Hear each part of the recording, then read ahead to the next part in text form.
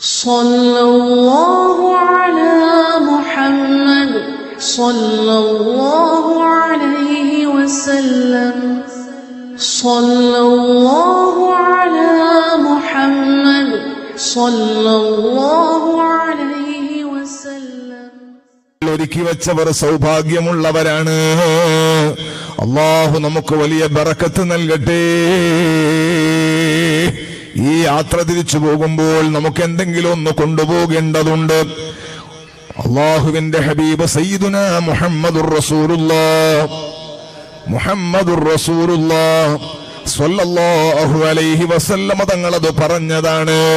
അദ്ദുനിയാ മസ്റഅത്തുൽ ആഖിറ, ആഖിറത്തിലേക്കുള്ള കൃഷിസ്ഥലമാണ് ദുനിയാവെന്ന് പറയുന്നത്. നിങ്ങൾ നോക്ക്, ഗൾഫ് നാട്ടിലേക്ക് പോയാൽ ഗൾഫുകാരുണ്ടെങ്കിൽ വേഗം മനസ്സിലാവും. ബാംഗ്ലൂർ പോയവർക്ക് വേഗം മനസ്സിലാവും. ബോംബെയിൽ ജോലി ചെയ്യുന്നവർക്ക് പെട്ടെന്ന് പിടുത്തം കിട്ടും. അവര് നാട്ടിലേക്ക് വരാൻ ഒരുങ്ങുമ്പോൾ നല്ലൊരു റാഹത്താണ് അവർക്ക്. വിദേശത്ത് നിന്ന് ഗൾഫിലുള്ളവർക്കൊക്കെ ലീവ് അടിച്ച് കിട്ടാന്നുള്ള വലിയ സന്തോഷമാണ്. നമുക്ക് പെരുന്നാക്ക് മാസം കണ്ട പോലെയാണ്. ലീവ് അടിച്ച് കിട്ടിയ വലിയൊരു സന്തോഷമാണ്. ചില റൂമുകളിലൊക്കെ ഞാൻ പലപ്പോഴും വിദേശത്ത് ഇങ്ങനെ പോകാറുണ്ട്. അതിനും പോകലുണ്ട്, അല്ലാതെയും പോകാറുണ്ട്. അള്ളാഹു നമ്മുടെ കൂട്ടുകാർക്കൊക്കെ ബർക്കത്ത് ചെയ്യട്ടെ. ചില റൂമുകളിലെത്തിയാല് കട്ടിന്റെ അടിയിലൊക്കെ സാധനം ഉണ്ടാവും. ഇപ്പൊ എന്താ സംഗതി? അവരോരോ സാധനങ്ങൾ നാട്ടിൽ ആവശ്യമുള്ള, കൊണ്ടുപോകാൻ ആവശ്യമുള്ള സാധനങ്ങളൊക്കെ വാങ്ങി വെച്ചതാണ്. എപ്പോഴാ വാങ്ങിയത്? അത് ചിലപ്പോ ലുലുവിലല്ലോ ഓഫർ ഉണ്ടാവും. വലിയ വലിയ മെഗാ മാളിലൊക്കെ വലിയ ഓഫർ ഉണ്ടാവും. ആ ഓഫർ ഉണ്ടാവുമ്പോൾ ചിലപ്പോൾ പകുതി വിലയ്ക്ക് സാധനം കിട്ടും. അതൊക്കെ ആവശ്യമുള്ള സമയത്ത് വാങ്ങി വെക്കാണ്. ലീവ് കിട്ടിയാ ചിലപ്പം വാങ്ങാൻ സമയം കിട്ടിയില്ലെങ്കിലോ, ചിലപ്പോൾ ആ സമയത്ത് ഓഫർ ഇല്ലെങ്കിലോ, അതുകൊണ്ട് നേരത്തെ ആവശ്യമുള്ളതൊക്കെ വാങ്ങി വെക്കുകയാണ്. അങ്ങനെ വാങ്ങി വെച്ച എത്രയോ സുഹൃത്തുക്കളെ നമ്മൾ കാണാറുണ്ട്. നാട്ടിലേക്ക് തിരിച്ചു വരുമ്പോൾ, വീട്ടിലേക്ക് അവരെത്തുമ്പോൾ, നാടുകളിലേക്ക് അവർ തിരിച്ചു വരുമ്പോൾ, സുഹൃത്തുക്കളെ, നമ്മൾ മംഗലാപുരത്ത് എയർപോർട്ടിൽ ഇറങ്ങിയിട്ട് അല്ലെങ്കിൽ ബാംഗ്ലൂർ എയർപോർട്ടിൽ ഇറങ്ങിയിട്ട് വീട്ടിലേക്ക് തിരിച്ചെത്തുമ്പോൾ വീട്ടിൽ പ്രതീക്ഷയോടെ കാത്തു നിൽക്കുന്ന വാപ്പയും പ്രതീക്ഷയോടെ കാത്തു നിൽക്കുന്ന ഉമ്മയും അതിനേക്കാൾ പ്രതീക്ഷയോടെ കാത്തു നിൽക്കുന്ന മക്കളും നമ്മുടെ ഭാര്യയും എല്ലാവരും നമ്മളിങ്ങനെ നോക്കാണ്. വിദേശത്തുനിന്ന് വരികയാണ്. നല്ലൊരു പെട്ടിയിൽ എടുത്തിട്ടാ വന്നത്. നല്ല ഒരു ബാഗുണ്ട്, നല്ലൊരു പെട്ടിയുണ്ട്. എല്ലാ ഗൾഫിലുള്ള റൂമിലുള്ള ഏറ്റവും വലിയ സന്തോഷം പെട്ടിയെല്ലാം കെട്ടിയിട്ട് അയച്ചു കൊടുക്കുന്നവരാണ്. കൂട്ടുകാരയക്കുമ്പോൾ അതൊരു വലിയ സന്തോഷമാണ്. അങ്ങനെ ഇവിടെ വന്ന് നോക്കുമ്പോൾ നല്ല പെട്ടിയെല്ലാം പ്രവാസ ലോകത്തും ദുബൈയിൽ നിന്ന് വരുന്ന മകന്റെ കയ്യിൽ കാണുമ്പോൾ എന്തൊരു സന്തോഷമാണ്, എന്തൊരു റാഹത്താണ്. ആ പെട്ടിയും കൊണ്ട് വന്ന് നോക്കുമ്പോ ഉമ്മ നല്ല ചായ ഉണ്ടാക്കാണ്. അപ്പൊ പെങ്ങള് നമ്മളെ നാട്ടിലെന്താ പറയാ, പൊണ്ടെന്നോ കരിക്ക് എന്ന് പറയും. ആ തേങ്ങന്റെ അനുജൻ മൂപ്പരെ വെട്ടിയിട്ട് റെഡിയാക്കാണ്. വേറെ ഒരാള് ഭാര്യ വേറെന്തോ പണിയെടുക്കാണ്. വന്ന ആളെ സ്വീകരിക്കാനാണ്. എന്തൊരു സ്നേഹമാണ്, എന്തൊരു താല്പര്യമാണ്. എല്ലാ റാഹത്തുള്ള നല്ല ജ്യൂസ് അടിച്ചു കൊടുക്കുന്നു, വെള്ളം കൊടുക്കുന്നു. കുടിച്ചിട്ട് തന്നെ മനുഷ്യണം പിടിച്ചുപോയി. അത്ര സ്വീകരണമാണ് വീട്ടിൽ നിന്ന് കിട്ടുന്നത്. എന്താ കാരണം എന്നറിയോ? ഈ കൊണ്ടെന്നയിൽ എന്താ ഉണ്ടാകുക എന്നുള്ളത് എല്ലാവരും കൽവിന്റെ ഉള്ളിൽ ഉണ്ടാകുക. എനക്കെന്താ കിട്ടിയത്, എനക്കെന്താ ഉണ്ടാകുക? അള്ളാഹു നമുക്കെല്ലാവർക്കും ബർക്കത്ത് ചെയ്യട്ടെ. ഞാനൊന്ന് കൽബ് കയറാൻ വേണ്ടി ഉദാഹരണം പറഞ്ഞതാണ്. നിങ്ങൾ നോക്കൂ, എന്റെ എല്ലാം ചെറുപ്പത്തിൽ എന്റെ അമ്മാവൻ ഗൾഫിൽ നിന്ന് വന്നാൽ നമ്മൾ ചെറിയ കുട്ടികൾ എല്ലാവരും പോയി നിൽക്കും. നമുക്ക് പിന്നെ വലിയ ചിന്തയൊന്നും ഉണ്ടാവില്ല. നമുക്ക് ആ കിട്ടേണ്ടത് നല്ല സ്കൂളിൽ കൊണ്ടുപോകും. പിള്ളേരെ മുമ്പിൽ ഒന്ന് ഉഷാറാകാൻ വേണ്ടിയിട്ട് നല്ലൊരു പെണ്ണ് കിട്ടിയാല്, കാരണം ഒരു ദുബൈന്ന് കൊണ്ടെന്നാന്ന് പറയാലോ. അങ്ങനെ എല്ലാവർക്കും എന്തെങ്കിലുമൊക്കെ കിട്ടണം. പെൻസിൽ കിട്ടണം, പെന്നെങ്കിലും കിട്ടണം മക്കൾക്ക്. ഇതെല്ലാം ഈ പെട്ടി തുറന്നിട്ട് കൊടുക്കുമ്പോൾ ഓരോരുത്തർക്കും ഉപ്പാക്കുള്ള വാച്ചാണ്, ഇത് ഉമ്മാക്കുള്ള ബുർഗയാണ്, ഭാര്യക്കുള്ള ഫർദയാണ്, പെങ്ങൾക്കുള്ള ഡ്രസ്സാണ്, മക്കൾക്കുള്ള നല്ല പാന്റും കുപ്പായവുമാണ്. അതിനേക്കാളും ചെറിയ കുഞ്ഞിന് നല്ല മിന്നുന്ന പതക്കുന്ന ഷൂ ആണ്. ഇതെല്ലാം ഇങ്ങോട്ട് എടുത്തങ്ങ് കൊടുക്കുമ്പോൾ ഓരോരുത്തരുടെയും കൽവിങ്ങനെ പ്രകാശിക്കുകയാണ്. എല്ലാവരും വന്നാക്ക് നല്ല നല്ല സൗകര്യങ്ങൾ ചെയ്തു കൊടുക്കാണ്. വളരെ റാഹത്തുള്ള ജീവിതമാണ് സുഹൃത്തുക്കളെ. ഈ കൊണ്ടുവന്ന കെട്ടിന്റെ കനമാണ്, നല്ല താല്പര്യമാണ്. നിങ്ങൾ നോക്കൂ, അതേ സമയത്ത് ഒരാള് ഗൾഫ് പോയി, അവിടെ കിടന്നങ്ങ് ഉറങ്ങി. റൂമുകാരന്റെ ചെലവിൽ, നാട്ടുകാരുടെ ചെലവിൽ അങ്ങ് കഴിഞ്ഞു. ചിലയാള് വീട്ടിലേതെങ്കിലും ഒരു കമ്പനിയിൽ പണിക്കാക്കിയാൽ രണ്ടാമത്തെ സതേ റൂമിൽ തന്നെ വന്നേക്കും. അതിന്റെ ഊരക്ക് വേദന, ഡിസ്കിന് കംപ്ലൈന്റ്. ചില ആള് ഹോട്ടലിൽ പണിക്ക് പോയാൽ പറയും അവിടെ ഫുള്ള് പുകയാന്ന് പറയും. നിങ്ങൾക്ക് ഭാഷ മനസ്സിലാകുന്നില്ലേ? പോകാന്ന് തന്നെ, ഹോട്ടലിൽ പുകയുണ്ടാവില്ലേ? ചിലക്ക് പണിയെടുക്കാൻ മടിയന്മാരാ, ഓർ അവിടെ നിൽക്കൂല, പിന്നെ ഒരു ഇങ്ങോട്ടന്നെ ഓടി വരും. സൂപ്പർ മാർക്കറ്റിൽ പണിക്കാക്കും. സൂപ്പർ മാർക്കറ്റ് ഭയങ്കര പണിയാന്ന് പറയും. പിന്നെ എന്തിനാ അങ്ങോട്ട് പോയത്? പണിയെടുക്കാന്നല്ലേ പോയത്. പണിയെടുക്കൂല. എന്നാ എന്തെങ്കിലും പഠിച്ചിട്ടുണ്ടോ? പഠിച്ചിട്ടില്ല. പിന്നെന്താ ചെയ്യാ? പിന്നെ അവിടെ ഷെയ്ഖ് മുഹമ്മദിന്റെ പിയാക്കോ ഇവനെ, അതാക്കൂല. കിട്ടണ പണിയെടുക്കൂല. എന്തെങ്കിലും ഒരു ഇടങ്ങേറുണ്ടാക്കിയിട്ട് തിരിച്ചിങ്ങോട്ടെന്നാ വരും. സംരക്ഷിക്കാൻ ഒരാളുണ്ടെങ്കിലും ഓന്റെ പണി കഴിഞ്ഞു. അങ്ങനെ പ്രയാസപ്പെടുന്ന ചില ആളുകൾ. അള്ളാഹു നമുക്ക് നല്ല ബുദ്ധി നൽകട്ടെ. പ്രവാസ ലോകത്തുള്ളവർക്കെല്ലാം അള്ളാഹു തആല ഖൈറും ബറക്കത്തും നല്ല ആഫിയത്തും റാഹത്തും നല്ല ലായക്കായ ജോലിയും നീ നൽകണേ അല്ലാ.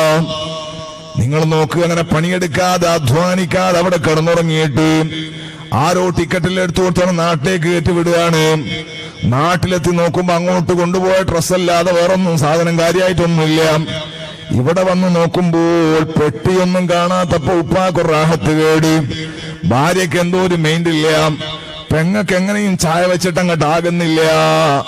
മക്കൾ എന്നെ ഒരു അന്യഗ്രഹ ജീവിയെ പോലെയാണ് മക്കൾ നോക്കുന്നത്. എഴുന്നോ വന്ന പോലെ നോക്കാണ്.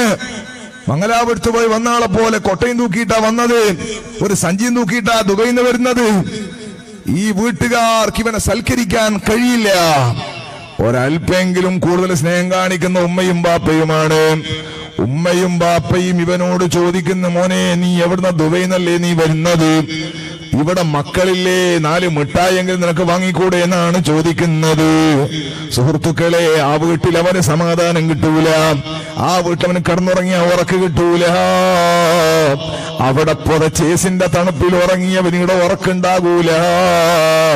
പരിശുദ്ധ ഖുർആൻ പഠിപ്പിക്കുന്ന ഒരു വാചകമുണ്ട്, ഫഅമ്മാമൻ ഫഖുലത് മവാസീനു ഫഹുവ ഫീ ഈശത്തിർ റാളിയ വഅമ്മാമൻ ഖഫത് മവാസീനു ഫഉമ്മുഹു ഹാവിയ വമാ അദ്റാക മാ ഹിയ നാറുൻ ഹാമിയ. പരിശുദ്ധ ഖുർആൻ എത്ര ഘനത്തിലാണ് പറയുന്നത്. ഫഅമ്മാമൻ ഫഖുലത് മവാസീനു, ദുനിയാവിൽ നിന്ന് ആഖിറത്തിലേക്ക് പോകുമ്പോൾ കൊണ്ടുപോയ ഇബാദത്തിന്റെ ഘനം ഒരൽപ്പം കൂടിയാൽ, തിരിച്ചു പോകുമ്പോൾ കൊണ്ടുപോകുന്ന കെട്ടിന് ഘനം കൂടിയാൽ, ഫഹുവ ഫീ ഈശത്തിർ റാളിയ, നല്ല സുഖമുള്ള ജീവിതമാണ്, റാഹത്തുള്ള ജീവിതമാണ്.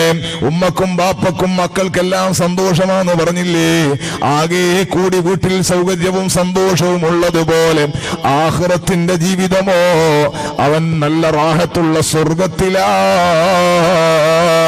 പുറത്തുള്ള മണ്ണും ചരല് മിസ്കും ജൗഹറ, പിന്നെന്തു പറയാനാ ഹബീബേ ഉള്ളറാ.